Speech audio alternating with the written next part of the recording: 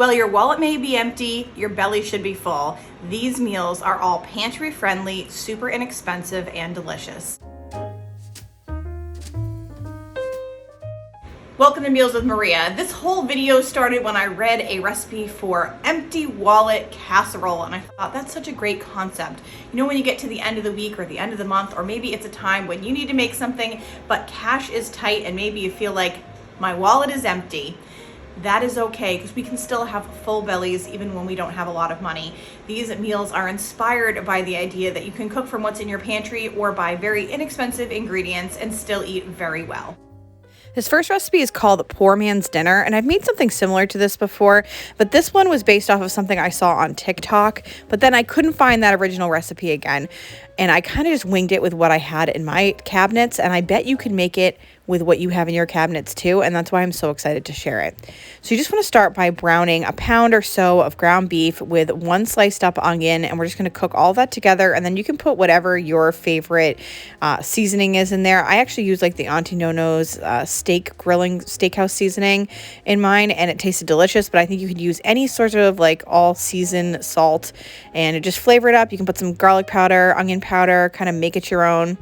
And off to the side, I'm just going to make up some instant mashed potatoes. It's what I had on hand, and it worked out perfectly with this dish. So you can use fresh mashed potatoes if you want, or you can just go with the potato flakes if you have those in your cabinets. And then I kind of wanted to bind this meat up and kind of make it, I don't know, more cohesive. So I decided to add 1 can of cream of mushroom soup, and it worked out wonderfully. I was a little nervous about it at first, but adding that in there gave it this creamy flavor, and it really was just wonderful. And once everything is well cooked and mixed, you can just remove that from the heat, and that's going to be the bottom part of our filling for our casserole.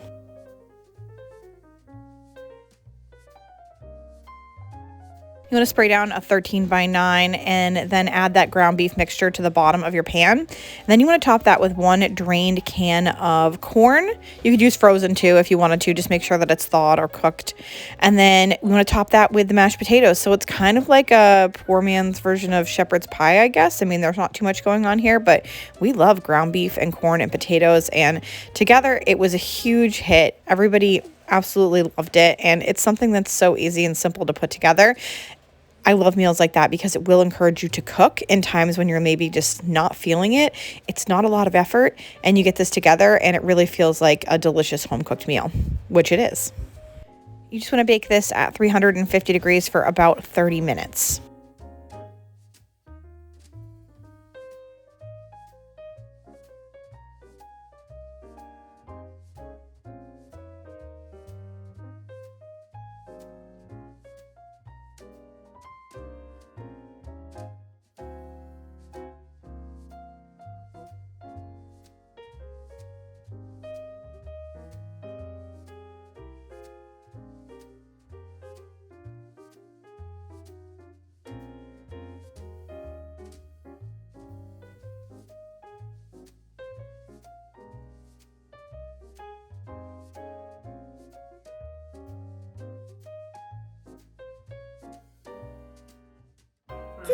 Out, 200 out, 200 out, 200 out. Really good? Every time. Yeah.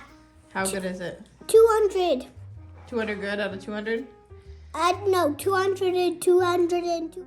Next up is empty wallet casserole. It's kind of the casserole that started it all, right? This is totally different, not like anything I've ever had before. Even though you may feel like it's similar to the casserole before, it actually tastes very different due to the spices in it and kind of the way that it's set up. You want to start by browning 1 pound of ground beef, and I forgot to mention earlier, but you can always use like ground turkey or pork or whatever you have on hand for something like this. To the ground beef, while it's browning, you want to add a teaspoon of salt, pepper, a half a teaspoon of ground cumin, 2 teaspoons of poultry seasoning, 2 teaspoons of minced garlic. I think I just used garlic powder. And 2 teaspoons of dried thyme. If you don't have like one or a few of these seasonings, I think it's going to be fine. You can always make something like this your own by adding all of your favorite seasonings or what you have on hand.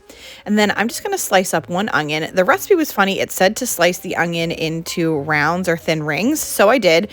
We're going to end up sauteing the onion. So it's totally fine if you just chop up the onion, or if you don't have a fresh onion, you could just add onion powder right to that spice mix that you're adding into the ground beef, and that would be fine as well. You're also going to want 3 large potatoes, thinly sliced. So I'm just peeling mine and slicing mine. I think it depends on the type of potatoes you have. So if you had like red potatoes, you may be okay with using the skin on them, or like a yellow potato. Personally, I had a russet potato, so when I used that, I just wanted to take the skin off because I thought it was going to be kind of hard.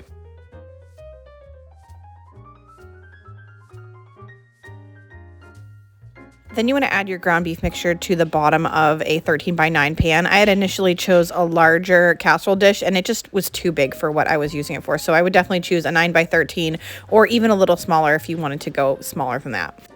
And then I'm just using the same pan that I used to cook the meat in, because why waste? Why wash something if you don't need to? But your choice on how you want to do that. And then I'm adding a couple tablespoons of butter to the bottom of the pan. And we're going to saute the onion rounds and about 1 package of sliced mushrooms. And while that's cooking, I just placed the potato rounds kind of almost like you would do like with a scallop potato right on top of the ground beef.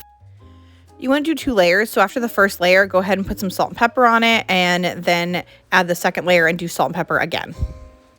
And then you want to use 1 can of condensed cream of chicken soup, and I'm just going to add some water to that to make it kind of pourable. That's really all the recipe said. So it's maybe like a half a cup of water. And you want to put the cooked mushrooms and onions right over the top of the potatoes, and then drizzle that cream of mushroom soup right on top of that. And I personally decided to make this ahead, and I put it in the refrigerator. And all I'm going to say about that is that if you're going to do it that way, one thing is you don't want to put the saltines on before you put it in the refrigerator. And the second thing is you do want to take it out quite a bit of time before you put it in the oven, because mine took a lot longer to cook than the recipe said. And I think that is only because it was cold from the refrigerator. It just took a lot longer to warm up. So when you're cooking those fresh potatoes like that aren't cooked at all, you definitely need your casserole to be warm before you put it in the oven. So you need about 20 saltine crackers, and you just want to crush those up. At first I thought I'd do it by hand, but it was way too much work. So I ended up putting them in a bag and then just pouring that over the top. And then you put a little bit of smoked paprika over the top of that. And we're going to bake this at 350 degrees covered with aluminum foil for about an hour. And then you want to take the top off and brown it for about 10 minutes.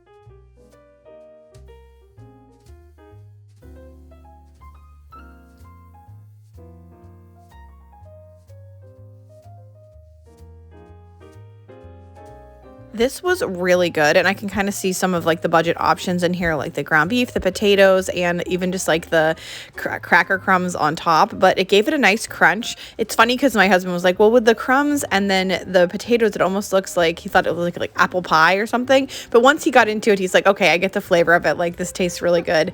But it just kind of took a minute to kind of like adjust his brain, and I didn't see that at first, but then when I did, I was like, I see what you're saying here. I see what you're saying here. Sometimes things just end up looking a little different than what they are, but it was delicious, and you'll see the kids liked it too. There are no mushrooms. Yeah, there's mushrooms. I don't know if you got any though. Yeah. You like the mushrooms, JJ? How much? 200. Yeah. Do you give it a rating? 200. 200. Tommy, do you give it a rating? 500. 900. No rating? 3 out of 5. No, he gives it a 900. Okay.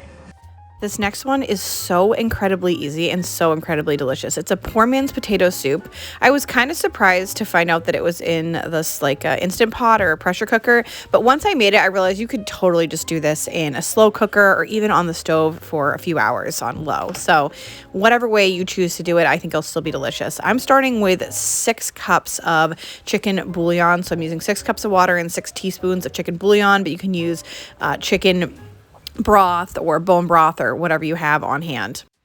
Then you want to add in 6 sliced scallions and 30 ounces of frozen shredded hash browns, and you can just add them in completely frozen. They don't need to be thawed. And we're going to set this on a manual for 5 minutes of pressure cook, and then you're going to let it a natural release for another 5, and then we're going to quick release to let all of the air out. And once you do that, you want to put it on a saute function, and we're going to kind of bring it up to a boil and add in 1 cup of heavy cream and 1 cup of shredded cheddar. And you're just going to mix that together until the soup kind of thickens up. But it is amazing, absolutely incredible, the flavor that ends up in this soup just from like all the scallions and the chicken broth, I guess. I mean, it tastes like something with a lot more ingredients than is actually in it. So this is really a great, quote, poor man's recipe where you're just not using a ton of stuff, maybe something you already have on hand. I also think you could do this with like not a hash brown, but a home fry type thing. Like if you had fresh potatoes, you could probably throw them into whatever you have. It's going to be delicious. And like I said, I think that you could do this in a crock pot for like 6 to 8 hours on low, or just cook it on your stove top on a low temperature for a couple of hours, and the flavors will really come together. It's super easy. It's super amazingly delicious. I would call it a huge win. You can serve this with whatever you want to top it with. I just did some sliced scallions and a little bit of cheddar cheese. But if you have some of like the real bacon bits from Walmart or Costco or whatever, I think that would taste amazing on top as well. And that is the last recipe for this video. So I want to thank you so much for watching today. If you want to get some more inspiration for some more cheap meals, go ahead and click on this next video, and I'll see you all very soon.